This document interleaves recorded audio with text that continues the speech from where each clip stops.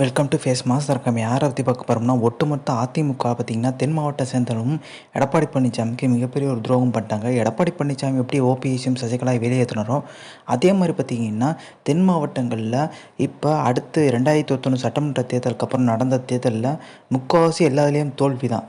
So 10 தோல்வி பழனிசாமி, 11 தோல்வி பழனிசாமி. இதுக்கு முக்கியமான காரணம் தென் மாவட்டங்களில் பார்த்திங்கன்னா முன்னாள் அமைச்சர்கள் ஓபிஎஸ்க்கு ஆதரவு மனநிலை தான் எடுத்திருக்காங்க. சசிகலா பேச்சை தான் பார்த்திங்கன்னா உதயகுமார்லாம் கேட்டுருக்காங்க. அப்போ எடப்பாடி பழனிசாமி கொங்கு மண்டலாச்சாச்சு எடப்பாடி கண்ட்ரோலில் இருக்கான்னு கேட்டிங்கன்னா இல்லை. அங்கிட்டு வேலுமணி பார்த்திங்கன்னா டெல்லியோட பார்த்திங்கன்னா ஒரு லிங்கில் இருக்கார். இப்போ இந்த 2 நாள் முன்னாடி பார்த்திங்கன்னா பெங்களூர் போயிருக்காரு. ஸோ அங்கே மத்திய அமைச்சரை சந்தித்து வந்திருக்காரு. நிறைய ஆவணங்களை கொடுத்துட்டு வந்திருக்கதா சொல்கிறாங்க. எடப்பாடி பழனிசாமிக்கு யாருக்குமே பார்த்திங்கன்னா பெரிய லெவலில் வந்து நம்ப முடியாமல் ஒரு சூழ்நிலை தான் இப்போ தவிச்சிட்ருக்காரு. ஏன்னா கொங்கு மண்டலம் சேர்ந்தவங்களே பார்த்திங்கன்னா தனக்கு எதிராக திரும்பிட்டாங்கன்ற ஒரு ஆதங்கம்.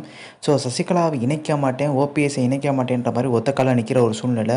செல்லூர் ராஜு பார்த்திங்கன்னா ஆபாசமாக பேசின ஒரு ஆடியோ ரிலீஸ் ஆயிருந்துச்சு. ஸோ கிட்டத்தட்ட பார்த்திங்கன்னா அது செல்லூர் ராஜோட இமேஜே டேமேஜ் ஆக்கிருச்சு. கிட்டத்தட்ட வந்து மாவட்ட செயலாளர் பதவியை தூக்குற ஒரு சூழ்நிலை பார்த்திங்கன்னா நெருக்கடியில் எடப்பாடி பழனிசாமி இருக்கார். அப்படி தூக்குனாலும் செல்லூர் ராஜு பார்த்திங்கன்னா ஓபிஎஸ் பக்கம் போயிடுவான்ற பயம் பார்த்திங்கன்னா எடப்பாடி பழனிசாமிக்கு இருக்குது. செல்லூர் ராஜு ஒரு நபர் போயிட்டாருன்னா வரிசையாக பார்த்திங்கன்னா நிறைய பேர் போகிறதுக்கான வாய்ப்பு இருக்குது. ஸோ இது ஒரு பக்கம். அதே மாதிரி எப்படியாச்சும் பார்த்திங்கன்னா செல்லூர் ராஜா மாவட்ட செயலாளர் பதவியை பிடுங்க வைக்கணும்னு சொல்கிறதுல பார்த்திங்கன்னா உதயகுமார் கங்கணம் கட்டிட்டு அலைஞ்சிட்ருக்காரு. உதயகுமார் தன்னோட ஆதரவாளரை டாக்டர் சரவணனை கொண்டு வந்துடணும், செல்லூர் ராஜா ஓரம் கட்டணுன்ற மாதிரி. யாராவது மதுரையில் பார்த்திங்கன்னா கிட்டத்தட்ட ஒரு 3 முன்னாள் அமைச்சர்கள் பவர்ஃபுல்லான சீனியர்கள் இருக்காங்கன்னா உதயகுமார், செல்லூர் ராஜு, வி ராஜன் செல்லப்பா. ஸோ இவங்க 3 பேரில் பார்த்திங்கன்னா மதுரையை வந்து தன்னோட கண்ட்ரோலில் வச்சுக்கணும் ஒரு ஆசை அதிமுகவை. ஆனால் அது வந்து பார்த்திங்கன்னா அவங்களுக்குள்ளே முட்டலும் முரசலமாக தான் இருக்குது. பெரிய லெவலில் பார்த்திங்கன்னா அதிமுக இங்கே வளரவே இல்லை. டாக்டர் சரவணன் ஜெயிக்கிறதுல கூட பார்த்திங்கன்னா துளி கூட வந்து செல்லூர் ராஜுக்கு விருப்பம் இல்லை. அதனால் ஒரு அன்பு கட்டளை, இந்த ஆளுக்கெலாம் வேலை செய்யாதீங்கப்பா, அவர் மாறி மாறி கட்சி போயிடுவான்ற மாதிரி ஒரு அன்பு கட்டளை போட்டதாக பார்த்திங்கன்னா அந்த ஆடியோலாம் ரிலீஸ் ஆயிருந்துச்சு.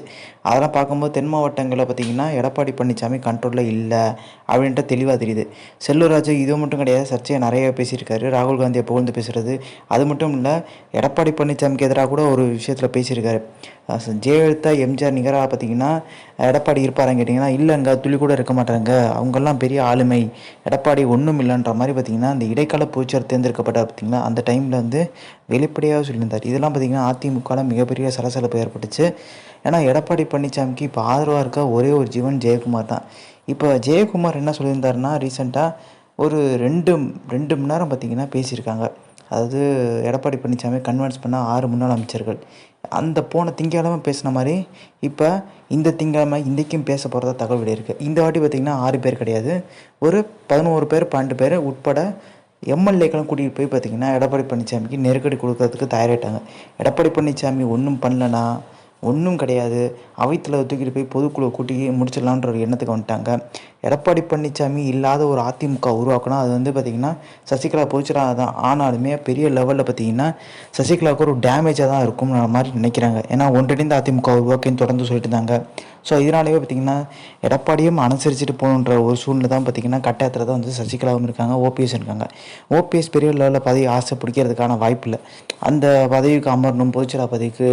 ஏன்னா நார்மலாகவே பார்த்திங்கன்னா சசிகலாவோ எடப்பாடியோ இருந்துட்டு போன்ற மாதிரி விட்டுருவார். அவங்களுக்குள்ளே மோதுற மாதிரி டீசெண்டாக பார்த்திங்கன்னா தனக்குரிய பதவியை வந்து அதிமுகவில் கடைசி வரைக்கும் இருந்துட்டு போயிடுவார்.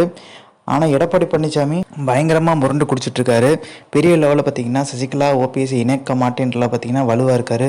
அடுத்தடுத்து பார்த்திங்கன்னா ஒரு சில விஷயங்களில் இப்போ வேலுமணியை பார்த்திங்கன்னா எடப்பாடி பழனிசாமிக்கு எதிராக திரும்பிட்டாருன்னு ஒரு பரவலான கருத்து இப்போ வரைக்குமே போயிட்டுருக்கு. பட் இது எந்த அளவுக்கு பார்த்திங்கன்னா சாத்தியமாகும்னா எடப்பாடி பழனிசாமி இன்னிக்கிட்ட அதிமுக கைப்பற்றுன்ற ஒரு எண்ணத்துக்கு பார்த்திங்கன்னா சசிகலா வந்துட்டாங்க. அதனால தான் சுற்றுப்பயணம் 17ஆம் தேதி ஆரம்பிக்கிறாங்க. ஸோ தென்காசிலேருந்து இது எடப்பாடி பழனிசாமிக்கு மிகப்பெரிய ஒரு டேமேஜ் ஏற்படுத்திட்டாங்க. அதே 14ஆம் தேதி பார்த்திங்கன்னா ஆலோசனை கூட்டம். ஸோ எடப்பாடி பழனிசாமி பார்த்திங்கன்னா இப்போ இந்த ஆலோசனை கூட்டம் பண்ண போதெல்லாம் வந்து ஃபோன்லாம் வெளியே வச்சுட்டு வர சொல்லியிருக்காங்க நிர்வாகிகளை. ஸோ இங்கேருந்து டக்குன்னு நியூஸ் போகிறனால பார்த்திங்கன்னா எடப்பாடி பழனிசாமியால் அடுத்தடுத்து பார்த்திங்கன்னா கொஞ்சம் டைம் கிடைக்கும்ல, நியூஸ் லேட்டாக போனால் பரவாயில்ல, ஃபோனை ஆன் பண்ணி எல்லாருமே கேட்டுட்ருக்காங்க. ஸோ அதெல்லாம் தவிர்க்கணுக்காண்டி ஃபோனை வெளியே வச்சுட்டு வந்துருங்கன்ற மாதிரி ஒரு கட்டளையும் போட்டுக்காரு. இதனால் பார்த்திங்கன்னா எடப்பாடி பழனிசாமி அணியில் நடக்கிறது சொல்கிறதுக்கு கொஞ்சம் டிலே ஆகுது. அது வந்து பார்த்திங்கன்னா எடப்பாடி பழனிசாமி சாதகமாக பயன்படுத்திக்கலாம்ன்ற ஒரு எண்ணத்தில் வந்திருக்காங்க. ஸோ தென்காசியிலேருந்து மீட் பண்ணும்போது சசிகலாவோட பார்த்திங்கன்னா ஓபிஎஸும் இணையறதுக்கான வாய்ப்பு இருக்குது. ஸோ இந்த இன்ஃபர்மேஷன் பிடிச்சா like, share, subscribe. Thanks for வாட்சிங்.